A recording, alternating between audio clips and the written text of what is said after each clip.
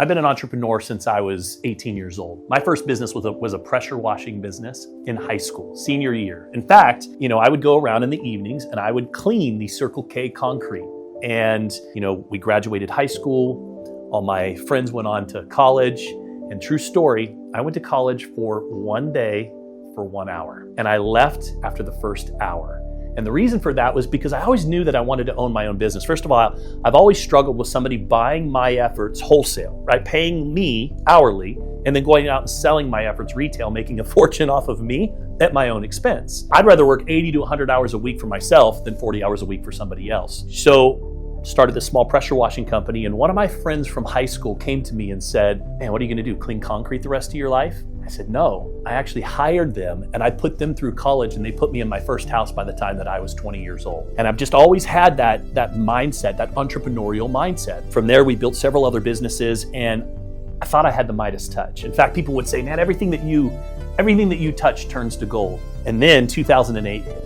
And somebody started talking about subprime loans not performing well on Wall Street. And I lost everything.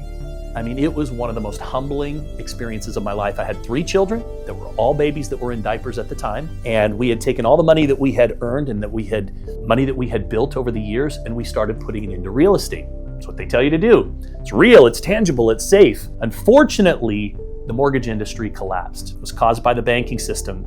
That's what caused that lack of trust in the banking system that led to decentralization. So we lost everything. And, sometimes when your back is against the wall, here's what I've learned. You don't notice it at the time, right? It's easy to go through a pity party, to feel sorry for yourself, to feel down, feel depressed. But sometimes when your back is against the wall, that becomes the best springboard to go reinvent yourself and to go and do something new. We actually had to go rent a vehicle because my car was repossessed. We had been hiding it in a neighbor's garage because the tow truck driver kept coming by and we didn't have anywhere to put it.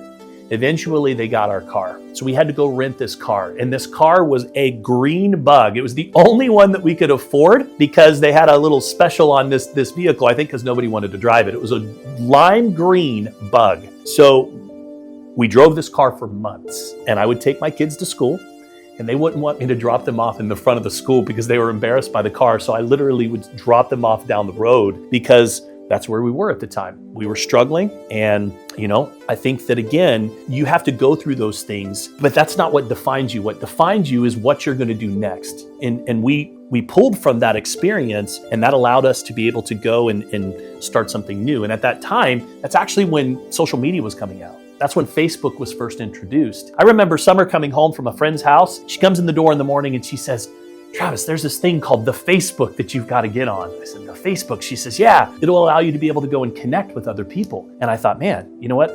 I just started this direct selling business. I was looking for ways to be able to go meet new people. I was part of the NFL club. If you don't know what that means, it means no friends left club. You go and start an MLM business and you call a few people, pretty soon, you don't have anybody else on your list. So we got on social media, and I learned something very early on that served me really well. What I learned was, if you provide value establishes trust, and trust drives revenue.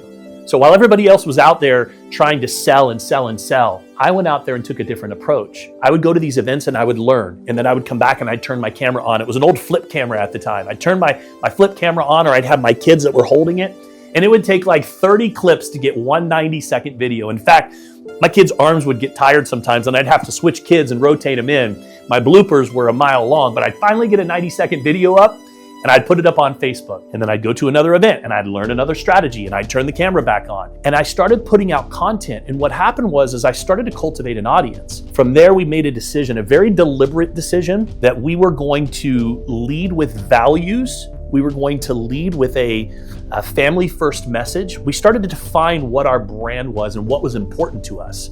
And what was important to us was sharing a happy marriage and a happy family, because I believe that the family is under attack. I've always felt that way. And so for us, we wanted to share the wins but also the losses in a very authentic way. And along the way, educate and inspire and uplift and motivate and encourage the people that followed us. And we started to cultivate a community. It wasn't a giant community. I didn't go get millions of fans and followers, and it wasn't ever about that. For me, it was about having a smaller community of engaged followers, friends, and from that, we were able to build our businesses. And we've been online now for 15 years, sharing value and content just like this. So if you enjoy this type of content, click the subscribe button, because we're going to be sharing a lot more about our experiences as entrepreneurs, how we've been able to successfully build multi-million-dollar businesses around the world, and how you can do the same thing too.